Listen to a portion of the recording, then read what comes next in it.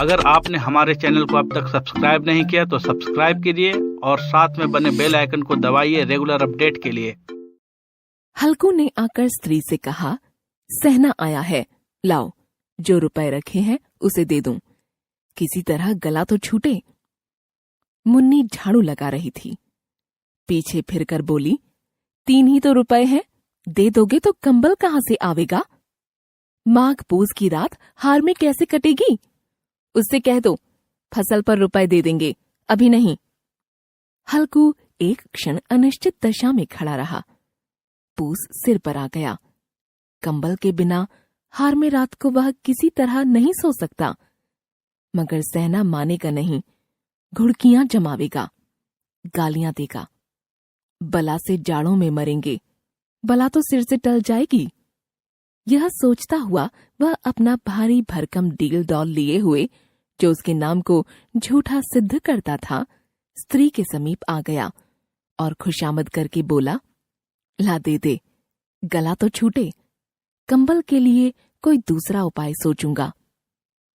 मुन्नी उसके पास से दूर हट गई और आंखें तरेरती हुई बोली, कर चुके दूसरा उपाय, जरा सुनो कौन सा उपाय करोगे? कोई खैरात दे देगा कंबल? न जाने कितनी बाकी है जो किसी तरह चुकने में ही नहीं आती। मैं कहती हूं तुम क्यों नहीं खेती छोड़ देते? मर मर कर काम करो, उपज हो तो बाकी दे दे, चलो छुट्टी हुई। बाकी चुकाने के लिए ही तो हमारा जन्म हुआ है।